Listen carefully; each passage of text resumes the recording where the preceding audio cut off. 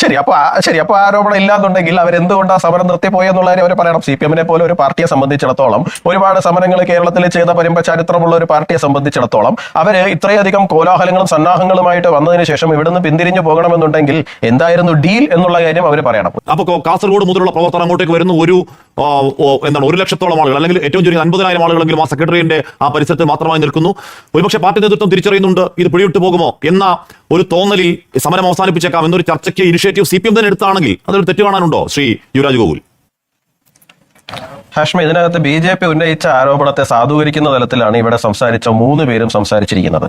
ഒരു തിരുവനന്തപുരത്തുകാരൻ എന്നുള്ള നിലയിൽ മറ്റുള്ള ജില്ലക്കാരെ പോലെ അല്ല, അവർ അല്പം ചിരിയോടുകൂടി അല്ലാതെ നമുക്ക് ഈ സമരത്തെക്കുറിച്ച് ഓർക്കാൻ സാധിക്കില്ല എന്നുള്ളതുണ്ട്. അത് പിണറായി വിജയൻ വന്നിട്ട് അവിടെ സമാധാനിപ്പിക്കുകയും സ്ഫോടനാത്മകമായ അന്തരീക്ഷം ഉണ്ടാവുകയും ചെയ്തൊന്നുമല്ല. ചാണ്ടി ഉമ്മൻചാണ്ടി അല്ല, എന്താ ചണ്ടിച്ചാണ്ടി എന്നൊക്കെ പറഞ്ഞുകൊണ്ട് ആൾക്കാർ മുദ്രാവാക്യമൊക്കെ വിളിച്ചുകൊണ്ട് ഈ ബേക്കറി ജംഗ്ഷനിൽ നിന്നൊക്കെ കയറി വരുന്ന കാഴ്ചകൾ എനിക്ക് ഇന്നും ഓർമ്മയുണ്ട്. ഇങ്ങനെയൊക്കെ വിളിച്ചുകൊണ്ട് വന്ന് ഉമ്മൻചാണ്ടി നിന്നെ ഞങ്ങൾ എടുത്തോളാം എന്നൊക്കെ പറഞ്ഞു വന്നവര് ഒരു 24 മണിക്കൂർ കഴിയുമ്പോൾ മണിച്ചിത്രത്താഴില് ഗണേശന്റെ പുറകിൽ ഇരുന്ന് പോകുന്ന ഇന്നസെന്റിന്റെ മുഖഭാവത്തോടു കൂടി തിരുവനന്തപുരം വിട്ടുപോകുന്നത് ഇന്നും സത്യം പറഞ്ഞു കഴിഞ്ഞാൽ നമുക്ക് ചിരിയോടുകൂടി മാത്രം തിരുവനന്തപുരത്തുകാർക്ക് ഓർക്കാൻ കഴിയുന്ന ഒരു കാഴ്ചയാണ്. അതെന്തോ ആയിക്കൊണ്ട് പോട്ടെ. ഇവിടെ ബഹുമാനപ്പെട്ട ശ്രീ BRM ഷഫീർ അദ്ദേഹം തന്നെ പറഞ്ഞു കഴിഞ്ഞു, ഒരു ഗവൺമെന്റിനെ സംബന്ധിച്ചിടത്തോളം ഒരു സമരം തുടങ്ങി കഴിഞ്ഞു കഴിഞ്ഞാൽ ഒത്തുതീർപ്പിന്റേതായ വഴികൾ തുടങ്ങുമെന്ന്. അതായത് ഒത്തുതീർപ്പിന്റെ വഴി അവർ തുടങ്ങിയെന്നും ശ്രീ ജോൺ മുണ്ടക്കയം പറഞ്ഞതിനെ തള്ളുന്നില്ല എന്നുമുള്ള തലത്തിലാണ് ശ്രീ BRM ഷഫീർ ഇവിടെ സംസാരിച്ചത്.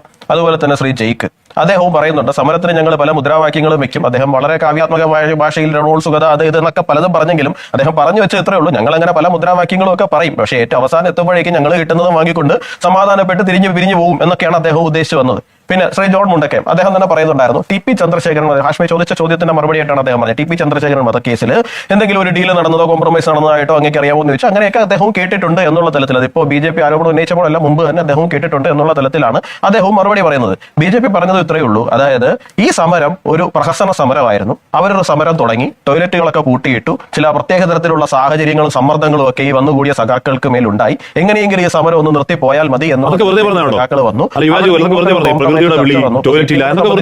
കൃത്യമായ സംഘടന. ഇപ്പൊ അന്ന് ഈ ബേക്കറി ജംഗ്ഷനിലാണ് കാസർഗോഡ് നിന്ന് വന്ന സമരക്കാർക്ക് അറേഞ്ച്മെന്റ് നടത്താൻ ഒരു മേൽനോട്ടം ഉണ്ടായിരുന്നു. കാര്യം നമ്മളൊക്കെ അവിടെ ഉണ്ടായിരുന്നല്ലേ, അവിടെ നേരിട്ട് പോയ ആൾക്കാരാണ്. അവിടെ സംഘടന ഉണ്ടായിരുന്നു. അവിടെ ജഗതിയിൽ ഒരു മൈതാനം ഈ ടാർപ്പാവൊക്കെ വിരിച്ച് സംവിധാനം ഒരുക്കിയത്. അതുകൊണ്ട് ഈ പ്രകൃതിയുടെ വിളി എന്നൊക്കെ പറഞ്ഞ വെറുതെയാണ്, അതൊന്നുമല്ല.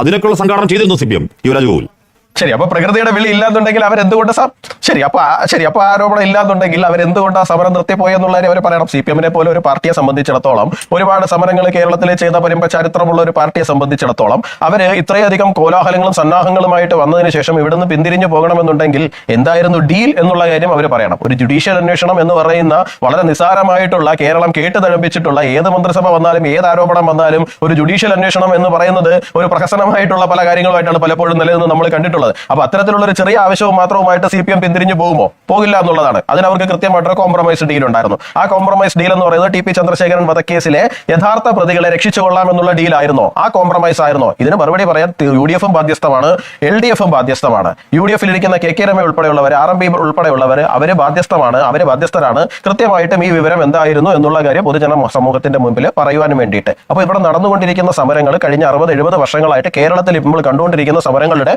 ഒരു പതിപ്പ് മാത്രമാണത്. ഈ സോളാർ വിഷയത്തിൽ മാത്രമാണ് പിന്നീട് തുടർന്ന് ഇങ്ങോട്ടും ഒരുപാട് തലത്തിലുള്ള വെളിപ്പെടുത്തലുകൾ ഉണ്ടായിട്ടുണ്ടായിരുന്നത്. അതായത് എന്താണ്, ഇപ്പോൾ നേരത്തെ പണ്ട് ദേശാഭിമാനിയുടെ ചീഫ് എഡിറ്റർ ആയിരുന്ന ഒരു വ്യക്തി, അദ്ദേഹം വന്നൊരു വെളിപ്പെടുത്തൽ നടത്തുന്നു ഉമ്മൻചാണ്ടിയുടെ മരണത്തോടുകൂടി. ഇപ്പൊ ശ്രീ ജോൺ മുണ്ടക്കയത്തിനെ പോലെ വളരെ ബഹുമാനിയനായ ഒരു മാധ്യമ പ്രവർത്തകർ. അപ്പൊ ഈ സോളാറിന്റെ ബാധ അല്ലെങ്കിൽ ഉമ്മൻചാണ്ടിയുടെ ബാധയാണോ എന്ന് മനസ്സിലാവുന്നില്ല.